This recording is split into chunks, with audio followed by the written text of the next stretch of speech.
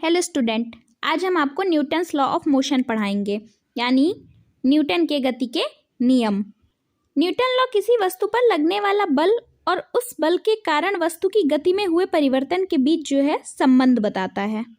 Sir Isaac Newton एक भौतिकी विज्ञानी और गणितज्ञ थे। इन्होंने गुरुत्वाकर्षण के बारे में दुनिया को बताया है। न्यूटन ने गति के 3 नियम दिए हैं। पहला जड़त्व का नियम, दूसरा संवेग का नियम और तीसरा क्रिया प्रतिक्रिया का नियम। पहला नियम है, यदि कोई वस्तु विरामावस्था में है तो वह तब तक विरामावस्था में रहेगी जब तक उस पर कोई बाहरी बल ना लगाया जाए, और गतिशील है तो तब तक एक समान गति की अवस्था में रहेगी जब तक उस पर कोई बाहरी बल लगाकर उसे स्थिर न किया जाए। इसको हम जड़त्व का नियम भी कहते हैं। जैसे जब कोई रुकी हुई गाड़ी अचानक से चल पड़ती है तब उसमें बैठे यात्री पीछे की ओर झुक जाते हैं। इसके अपोजिट जब कोई चलती हुई गाड़ी अचानक रुक जाती है तो उसमें जो बैठे यात्री होते हैं वे आगे की ओर झुक जाते हैं। जब हम किसी कार में यात्रा करते हैं तो चलती हुई कार के सापेक्ष हमारा शरीर गति की अवस्था में रहता है, लेकिन जब ब्रेक लगाया जाता है तो गाड़ी के साथ साथ सीट भी विरामावस्था में आ जाती है। लेकिन हमारा जो शरीर है वो जड़त्व के कारण गतिज अवस्था में ही बना रहता है, इसलिए ब्रेक लगाने पर हमारा शरीर आगे की ओर झुक जाता है।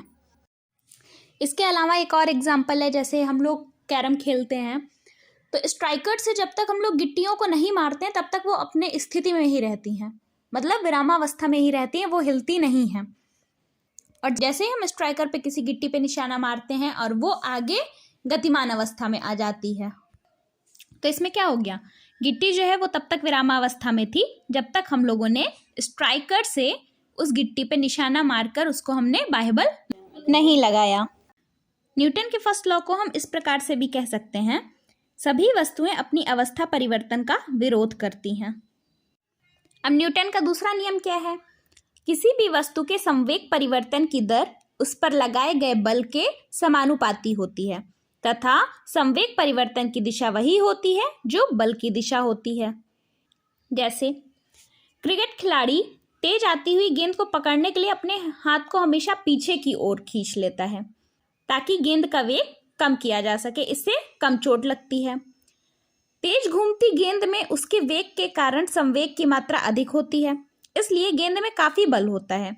गेंद पकड़ के हाथ पीछे खींचने से गेंद में संवेग परिवर्तन की दर कम हो जाती है, इस कारण तेज गति से आ रही गेंद का प्रभाव हाथ पर कम पड़ता है। अब न्यूटन का तीसरा नियम, न्यूटन का तीसरा नियम क्या कहता है, प्रत्येक क्रिया के बराबर तथा उसके विपरीत दिशा में प्रतिक्रिया होती है। इसको हम एक्शन रिएक्शन लॉ भी कहते हैं, यानी क्रिया प्रतिक्रिया का नियम। इसको ऐसे समझते हैं, जब बंदूक से गोली निकलती है तब बंदूक चलाने वाले को पीछे की ओर धक्का लगता है। यदि बंदूक ठीक से ना पकड़े तो कलाई टूट सकती है। पानी में खड़े नाव पर से जब जमीन पर कूदा जाता है तो नाव पीछे की ओर हट जाती है। या फिर इसका इजी एग्जांपल देख लेते हैं, जब हम किसी भी गेंद को जितने ज्यादा बल से हम नीचे की ओर पटकते हैं वो उतने ही बल से ऊपर की ओर उछलती है, सिर्फ दिशा का अंतर होता है। जैसे हमने जो फेंका वो नीचे की ओर फेंका, लेकिन जो पृथ्वी से बल लगा उसको वो ऊपर की ओर लगा। तो कहने का मतलब ये है कि हम जिस तरह से एक्शन करेंगे रिएक्शन वही आता है, बस दिशा का फर्क होता है।